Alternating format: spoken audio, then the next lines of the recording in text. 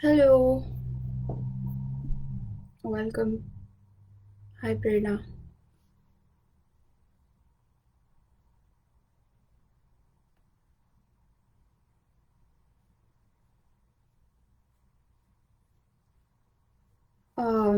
Is the audio and video good, Prerna?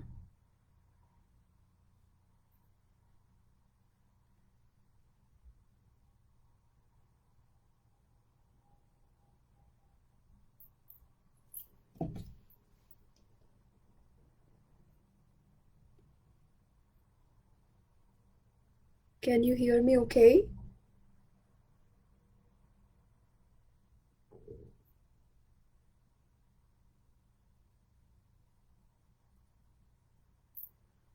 Okay, perfect. All right, so um, we will just maybe give it a minute or so here, and then I'm going to start.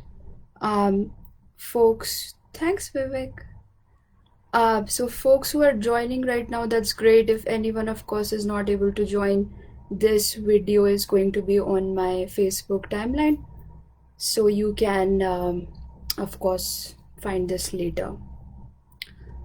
Um, so I think I'm going to go ahead and start. So as you guys know, as most of you know, my second poetry collection, Water Bearer's Song, is getting published by Finishing Line Press, and it's in pre-sales period right now, which is ending on January 8th. So there is another day left.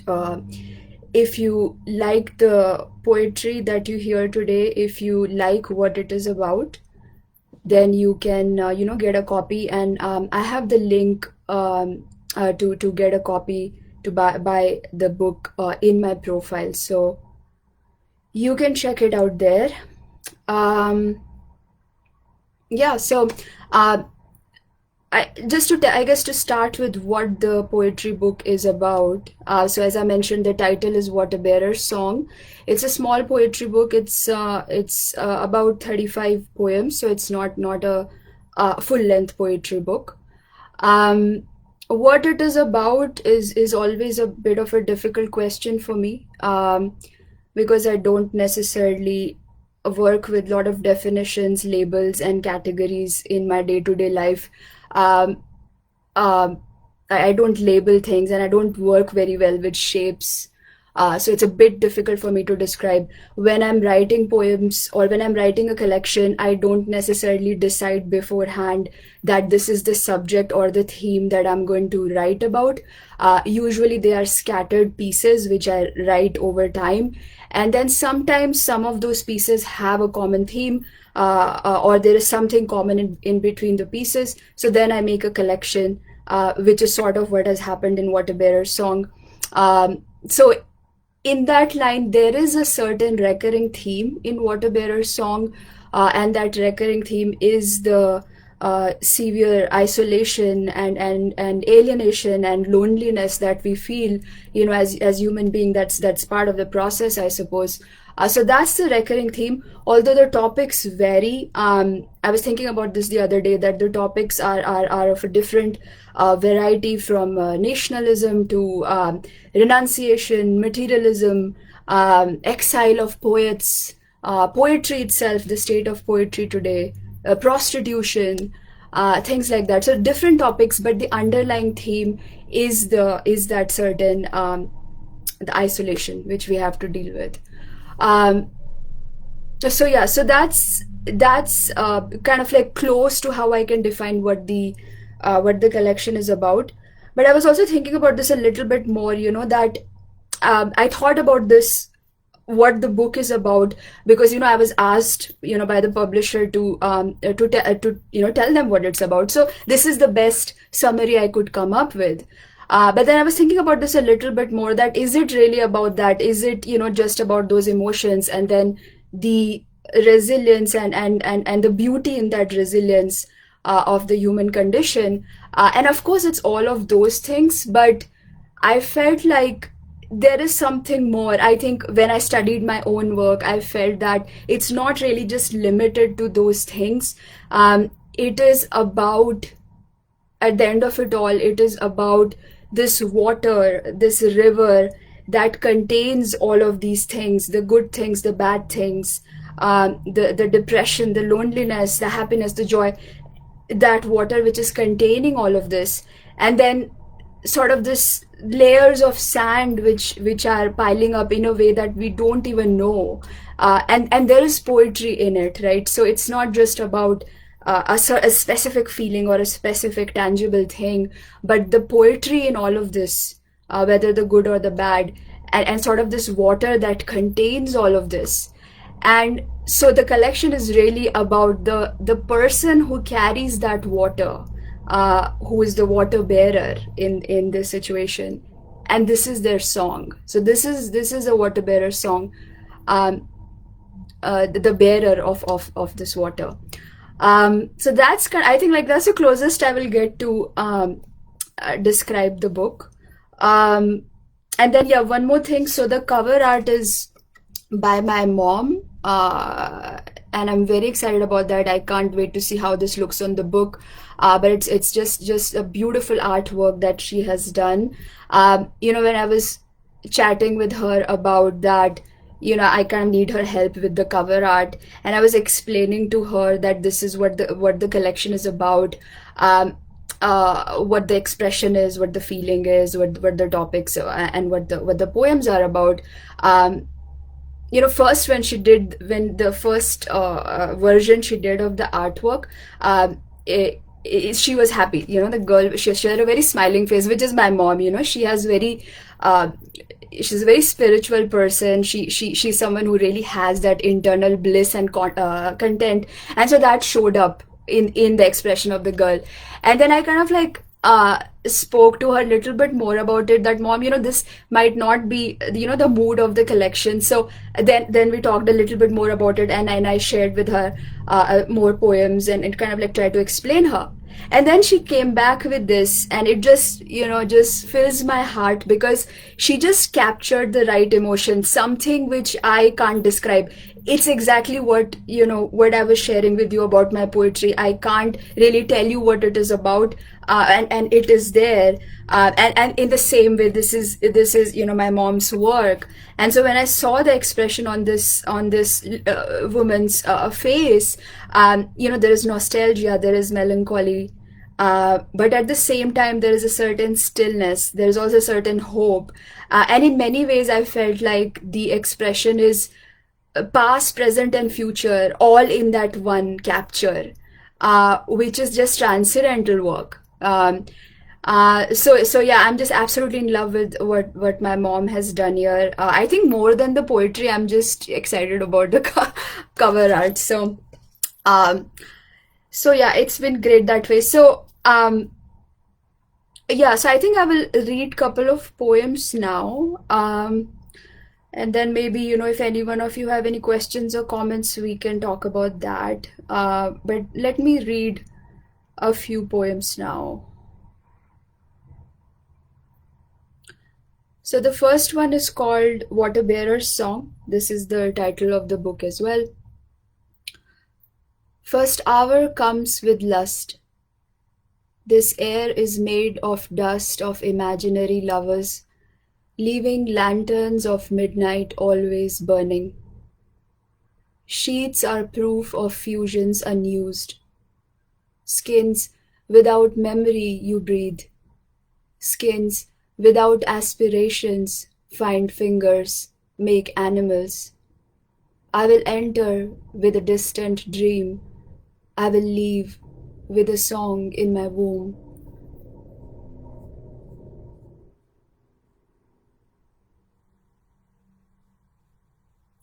And the next piece is called Silver Soul.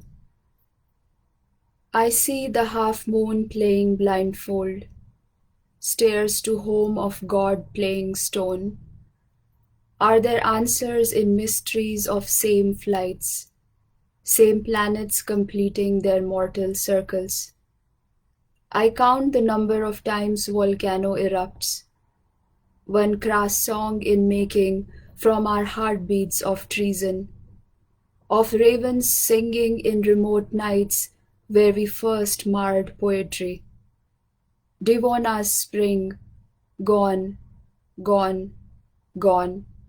The native breath, the laws of the jungle. We let the new hypnotic fire take us now. We let our mud bodies burn.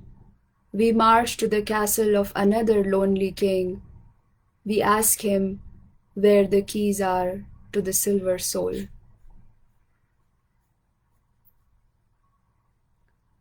And the next piece here is Mundane Red Leaf. Poets never wrote of window of yellow air. Backs, two backs, not faces. Wax of the candle flows without dilemma. Same nude wall, screamless. We wonder how one abandoned room holds everything. Dreams slipping through as silk. Breeze of departing fragrance of lilies. How it holds still. Backs of two lovers, silent in sand, as one big yellow moon climbs over a window swallowing loss. Hidden, old phone rings, carved mirror speaks. My poetry rises in rags, his body trembles. So that was those are some poems. I think I'll share a little bit about when I wrote these pieces because I think that's also an interesting part about the process behind this book. So I wrote this in 2019. This was, as many of my friends and family know, this was the break year for me. I quit my job of, my career of 14 years with aerospace industry in February of 2019. I wanted to take a break and kind of see, what else I can do. Aerospace is very close to my heart. Yeah, I love that industry, but in many ways, I was looking for something else as well. Um, so I wanted to take that break here. So I quit in February, and then my sister got married in March. So we did all of that, and then I was just on the road. I was in India, traveling in India. I was mainly in Uttarakhand. I fell in love with the state. Um, Absolutely loved the lifestyle of living in the mountains and got to meet really lovely people. Fell all over in love with the culture of Uttarakhand. Definitely, that's a kind of a lifestyle I want to return to at some point. So those were really months of bliss. It was great. I wasn't really even thinking about what's next for me. I was just living in the moment, having fun. And then I had to return to US in that summer because something important was happening in US, so I came back. And then the second half of the year was basically where I had all the time in the world to write my poems. I didn't have a full-time job. I was just focusing on just writing, reading, and that sort of a thing. And so while I was doing that, I had more time to write, and I also had more time to connect with other artists and poets. And in that process, I joined this platform called Medium. At that time, things are different now, but back then, Medium was it was a great place. A lot of excellent writers and readers who were really interested, wide variety of topics, and really a lot of intelligent stuff was happening in Medium. So I really liked that. So I joined it. And when I joined Medium, I was so fortunate to find work of poets and artists like Shringi Kumari and a couple of other folks there in Medium. And the first time I read Shringi's work, I was just, I was very emotional, first of all, because for the first time I was seeing someone who sees the world and processes the world similar to me. I mean, it can never be the same, and Shringi is really an artist of another level. But I felt like this is someone who understands, who can maybe understand me and my work. Something which I've never had before. I've, all my life had problems in finding connections and people who can really understand me. But then when I saw Shingi's work, I just instantly felt that connection. I reached out to her, and after that we were just constantly in touch. And 2019 was a year where I don't know if you guys remember, because 2020 was such a horror year that we have forgotten that how terrible an year 2019 was. But it was pretty bad as well. In India, especially, a lot of things happening with Kashmir, and many other things that were happening. So we were going through these difficult times, and I was constantly sharing with Shringi, these kind of like difficult things of the world. And in that process, we were both writing, and sometimes we were just writing to each other. Some of the poems which have appeared on Water Bearer song is what was something which I just wrote to her. And so I was thinking about this last night. It's so interesting that the book is about, that isolation and the alienation and the loneliness I have felt, but it surfaced, that expression surfaced because I found a connection, that rare, unexpected connection. And so I think that's the beauty of human life. There is so much of mystery and so many things which we don't even understand. And so this is kind of an example of that this has come to light because I was fortunate enough to get, find, a creative like that, find that connection. We talk, we discuss, and of course 2020 we did even more. And there are a few things which I'll share a little bit with respect to my collaboration with Shringi in a bit. So it was just that, very interesting. To find that connection, which is very rare. And it's funny, like I was seeing today the pictures, the very unfortunate pictures coming out of Washington DC. In fact, like at one point I was thinking to cancel this event because I just didn't have that right kind of energy to do this. But then I also thought to myself, you know what, if there was a day that I was to read my poems, this is that day. If there was one day that I had to stand up with my poetry, this is that day. A very unfortunate day for such an advanced democracy that like US. But we have to fight it, right? So here I am reading my poems. So anyway, so as those images were coming out, I noticed there was this one picture of this one guy. He was in the Capitol and he was carrying the Confederate flag. I'm sorry, I don't know how exactly to pronounce it. And I was thinking to myself, look at this guy, right? He's like, and he was kind of like, the picture was also such that he had the Confederate flag and he was just on his own, marching towards God knows what, distracting things around him. And I was thinking, maybe if this guy had found one connection in his life, maybe his life might have been a little bit different. So I think as a society, we have to work towards those models that people don't feel so isolated, left out, and invalidated, because that's why these kind of things are happening.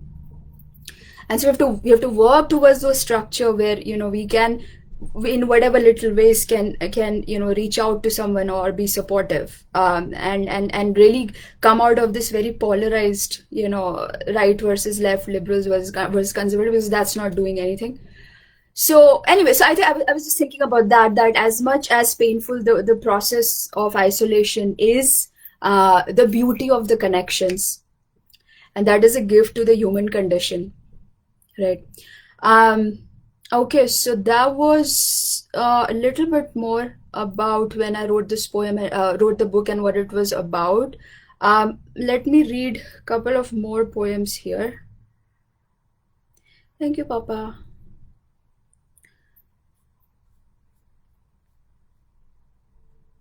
This world will always be on fire. My dawn has oracle eyes.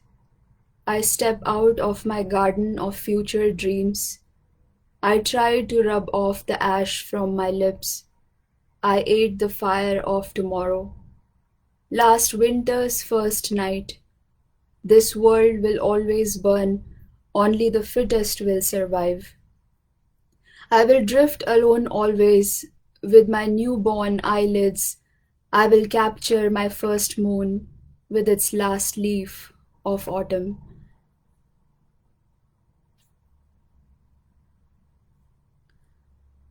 And then I'm going to read one more piece here. And I think with this, I feel like with this piece, I'll be able to explain best, I guess, closest to what my poetry is about. So this is called Domra Player. And before I read the poem, so I I was watching a actually, you know what? Let me read the poem first, and then I will tell you a little bit about it.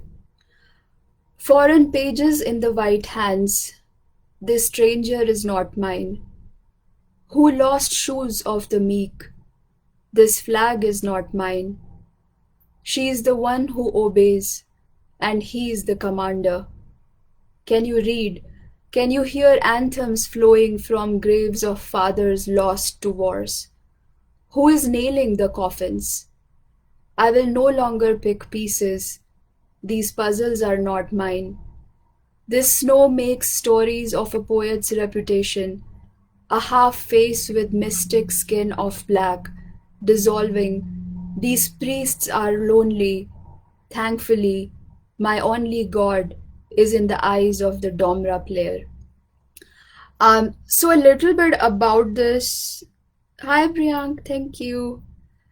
So a little bit about this poem, which I selected this piece because I think with this piece I'll be able to explain a little bit more what my process is and what my poetry is. So I wrote this piece when I was watching a Russian film, and I don't even remember how I got to it. I was watching the film. It was something about nationalism in Russia. I don't know what year it was, or the time period. I just loved the visual language of the film. There were not even any captions in the movie. I was just watching it because visually it was just so beautiful. And of course, I was getting few pieces of it here and there. There were wars and armies and things like that. Of course, it was around nationalism.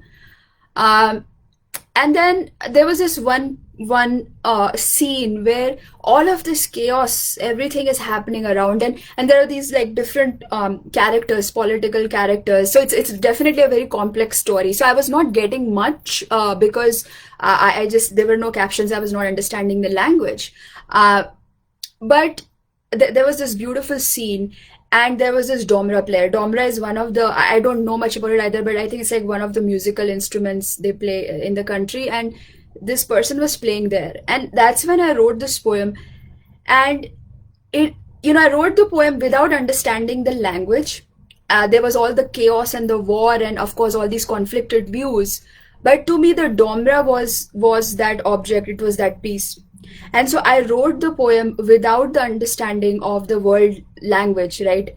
And I was just, um, what that object did for me, um, what kind of expressions or what kind of feelings it generated in me. I was writing about that with little to no context of what's happening around. And I feel like, I want to write more and more of these kind of poems which are devoid of the context and the conditioning and my preconditioned thoughts, and it is just about that one moment where you are somehow connected to the source, as they say in the world of spirituality, and that is where you are in the flow. You are connecting with that one object from this entire scene of chaos. You've connected with that one object, one piece, one human being, whatever that is. You are focused on it, you're meditated on it, and then you write about it. And I think like that, to me, that kind of poetry is what I would like to write more going forward. Same as similar to that, when I write about things like Kashmir, and there's one poem I think which has appeared. Yes, there's one poem in the collection as well. Of course, many times I write, my poems are about the political beliefs and views. Of course, I stand for things, and that does get reflected in my work.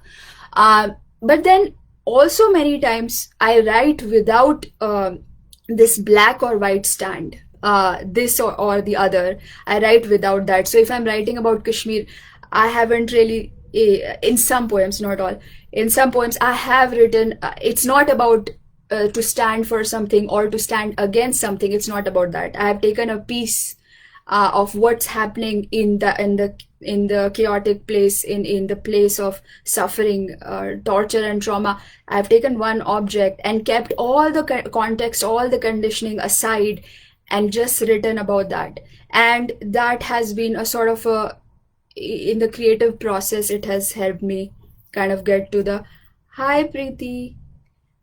So in that sense, it has helped me to get a little bit of more the next level of spirituality in my creative work. Um, so I think that's all. Maybe you know what? Maybe I'll read another poem because we have time here. Although I don't want to stretch this a lot, unless you guys have questions, I will take it. Um, but otherwise, I'm just gonna probably read another poem here. So this is called Notes from a Soft Poet. I shouldn't be sitting here receiving blank letters from you. I shouldn't be chasing the same tornadoes again and again. But world needs blood, and I am a soft poet trying to save whatever I can, even if it takes repetitive empty songs and desireless keys. I am a stoic. I am a free-willed star, and yet tonight is very weak. It is asking me to surrender to a world that doesn't know any other way to keep its birds alive. Isn't everything self contradictory? Is surrender weak even if it is for survival? Isn't there bravery in trying to keep finding a breath even if dreamless? Is a poet only always soft, a miserable, hopeful body always burdened by love? Can the world change? Does it need to? Do the birds really stay alive? Um, thank you, Ila. Thank you, mommy, papa. Um, so yeah, I think like probably that's the last poem I will read before we uh, kind of wrap this up in a few minutes. I will talk a little bit about the next projects. Um, so as I mentioned, I'm doing a kind of it's a collaboration project with Shringi where we are studying the art of several artists. We are starting from South Asian women. Hi, Abhi. Thank you. We are starting from South Asian women. We are studying their work. Artists like Nasreen Mohammadi, Mrinalini Mukherjee, Bharti Kher, a lot of many incredible artists. So we are studying their work, doing research on their work, and we are writing poems about it. So it has been a very exciting project for Shringi and me. It's called Coal Rivers. We post about it in our Instagram page. It's called Coal Rivers. So if you're interested, you can check it out. It's again, it's an ongoing process. I think so far we have written 70 to 80 pages, and still it's not even like the first draft. We are going back again and kind of revising things, and we are trying to add some more artists in the collection. But it really has been a very exciting process, and we are going to talk more about it separately. We'll do a live, just her and me, and we'll share more about that project. So watch out for it. It's really, I think it's going to be an exciting project for the readers as well, because you will get to know about all these other artists who are not maybe as known, especially I think some of them, because they've passed away, so in some ways maybe the work is not as known now, especially to the young generation. So with this collection you'll get to see art of these brilliant artists, and then you will get to see our poems as well. So we're excited about that. um my next collection, so there are, I think, like few other, if a few different things which I'm doing. I think I'm most happy and excited about a collection which is kind of coming up well together. Is It's really spiritual poetry. So there are some haikus, and there are some full length poems, but they are focused on um, more on spiritual poetry, and higher consciousness, and connecting with the higher consciousness. So it's a lot of about meditation, and meditation in nature, meditation on yourself. So it's a very meditative work. It's definitely going to take time. I don't want to rush it, but that's going to be one of my, and I'm not even sure when it will be ready, but that's out of all the things I'm working on in my individual collections.